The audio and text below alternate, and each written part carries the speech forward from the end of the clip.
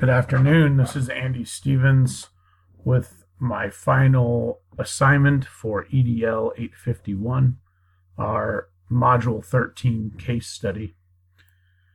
Let's start by summarizing the case that was presented to us. The case involves a teacher at a rural elementary school where the teacher, along with the principal and a parent, have found themselves in some conflict, specifically where a teacher, because of some of the things going on in her life personally, has started to experience some decrease in her job performance.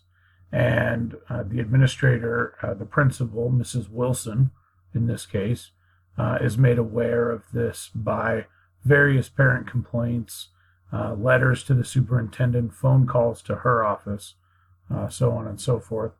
And then, again, as I mentioned, these personal struggles that Mrs. Horton, the teacher involved in the case, is essentially experiencing a reduction in her job performance because of what most people believe is these personal struggles that she's having at home. So a little bit more information about what we know in the case. First of all, this case takes place at Crestview Elementary, which is one of 3 elementary schools in the school district. Additionally, the principal is a lady named Mrs. Wilson. The teacher, Mrs. Horton, is a award-winning teacher of the year. She's a seasoned teacher, and has certainly received many accolades over the years. The case notes that Mrs. Horton has been experiencing some personal struggles at home. Her husband left her, and now she is having to raise 2 teenage boys on her own. And then lastly, we know that parents have started complaining about Mrs. Horton's job performance because many believe these personal struggles at home are impacting the way that she is teaching. One such instance involves a parent whose name is Mr. Stafford. And Mr. Stafford comes to Mrs. Wilson's office and demands to have a conference with Mrs. Horton and Mrs. Wilson, the principal. Mrs. Wilson schedules that conference, at which point there is some confrontation where Mr. Stafford accuses Mrs. Horton of essentially not doing her job, of abusing students, verbally abusing students. And then Mrs. Horton claims that those are all lies. And essentially the conference turns into a screaming match, at which point the parent and Mrs. Wilson, the principal, exit the room, with Mrs. Wilson assuring the parent that she will follow up. But essentially, the case study ends with no resolution for the parent. Some things that we need to know, maybe some questions that we have. First and foremost, I always like to know the background information of the administration. Does Mrs. Wilson have elementary school teaching experience? Or did she come to the elementary school from a different level, rather that be middle school or high school? Additionally, how was Crestview chosen for this pilot reading program? One of the other facts that we know is that some of the tension amongst Mrs. Horton and her coworkers involves Crestview being chosen for this pilot reading program that Mrs. Horton did not agree with. She didn't like the program. She didn't want to do the program. And so I'd like to know how were they chosen? Was it an application process? Was it a request? Was the staff consulted before they were chosen? Things of that nature. I'd like to know what hard evidence the parents have about the transgressions. I don't have a lot of experience teaching elementary school, but I do know in any classroom, kids are always going to say things about the teacher if they don't like that teacher or if they feel the teacher is unfair. And so I'd like to know more about the evidence that the parents have about some of these transgressions that they're accusing Mrs. Horton of. And then from a professional perspective, why wasn't Mrs. Horton prepared for the conference that was scheduled with Mr. Stafford? Why was she unable to find the various works from Julie, the daughter, in addition to her grade book? Those are things as a teacher that I have readily available with me at all times, and certainly would be able to produce at a conference with the parents. And then additionally, we know of Mr. Stafford and how he is disgruntled, but are there other parents that are disgruntled? Is this a widespread problem, or is it just one student and parent that have the issues with Mrs. Horton? So, and then lastly, what kind of employee mental benefits are offered to these teachers at Crestview? I know in my school district, we have lots of different employee mental health benefits, access to various mental health programs. So I'd be curious to know what kind of mental health benefits are offered to Mrs. Horton as a teacher in this district. When you put what we know and what we need to know together, essentially it creates the problem that Mrs. Horton's personal problems are impacting her job performance. Additionally, it's noted in the case that one of the other fundamental problems is that Mrs. Horton has become toxic in her work environment, that her colleagues are starting to have conflict with her, mostly because of her beliefs around this new reading program that's been adopted. And then lastly, I think another big problem in this case is how, as a professional, the way she acts towards her parents. Parents are essential to a child's learning, and it is absolutely necessary that we try our best as educators to form a partnership with parents so that they can be our advocates with their children and not our adversaries. So based on those problems, the plan of action that I've come up with as a building leader, I would take the following steps. First, I would want direct communication with Mrs. Horton.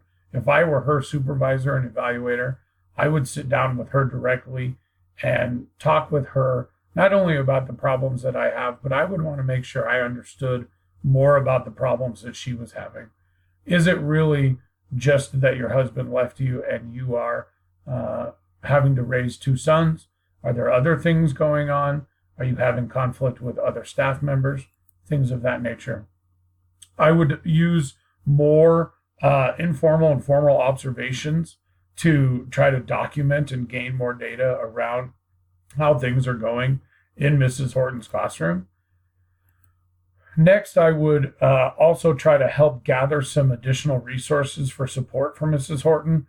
I would work with our HR department to try to identify some opportunities that she might be able to take advantage of that might be able to help her feel more supported and ultimately get her back on track to being the award-winning teacher that she is. And then lastly, I'm a big believer in communication. So I would want constant and consistent communication with all of the different stakeholders involved in this case. Mrs. Horton, staff members, parents, the students, all of those different stakeholders. As the building leader, I would be in consistent and constant communication with. Now, one of the keys when we are trying to resolve issues is that we are resolving issues for all students. So in order to find resolution in this case as the building leader, I would first and foremost develop a written plan.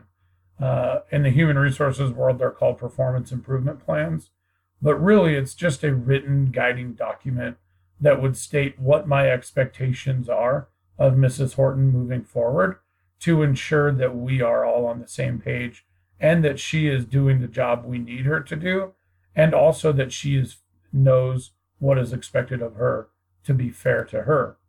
Additionally, I would want to look at student achievement, and I would want some hard data to either support the parents' claim that students' achievement is being diminished, or I could have that student data to then go and speak with parents and say, based on data and research, Mrs. Horton is still doing a wonderful job. Student achievement is still high, and we could support Mrs. Horton in that way. Again, speaking of data, I would be looking to prepare reports for the various stakeholders.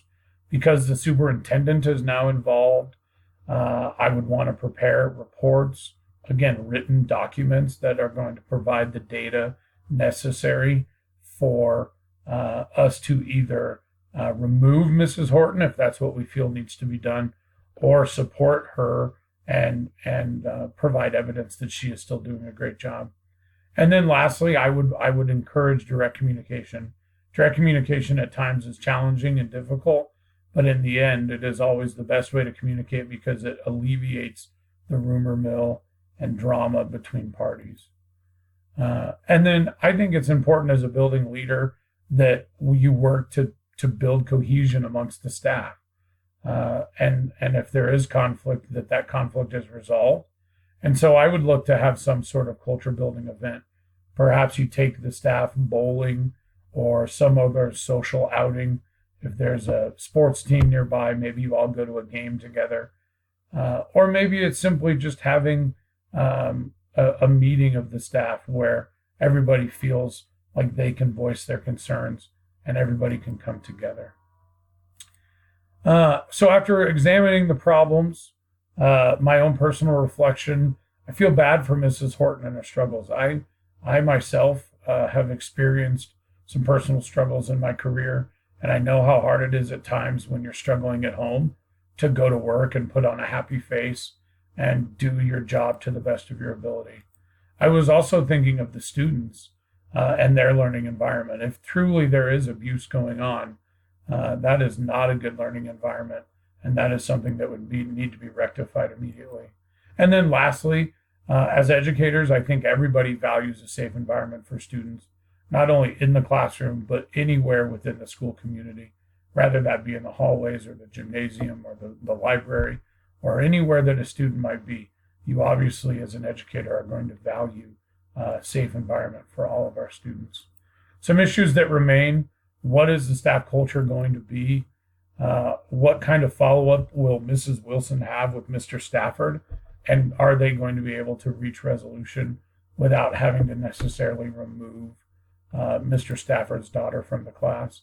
And then working with the superintendent, what kind of involvement will the superintendent want to have now that they're aware that Mrs. Horton is not perhaps providing satisfactory work within the classroom? Looking at these standards now and thinking about how we would promote the academic success of every student, I think, again, back to monitoring student achievement and making sure that all students are achieving at their maximum potential.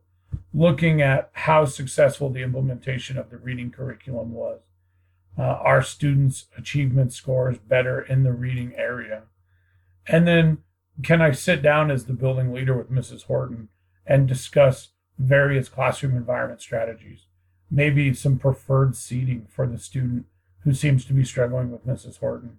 Maybe some other items that might be involved in the framework of her evaluation to help her really develop some classroom environment strategies so that students feel that they can achieve success.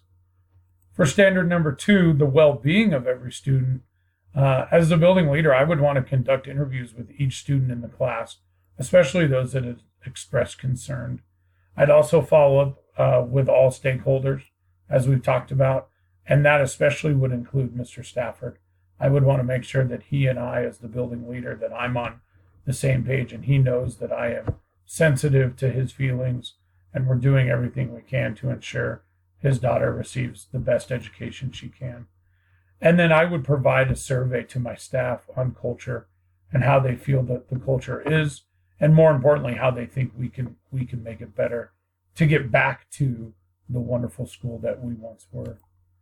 And then lastly, for standard 3, with professional development and the instructional capacity of staff, I think it's really important that you would provide relevant professional development to the staff around the new reading curriculum, around classroom strategies, around school culture, consistent evaluation methods for all teachers.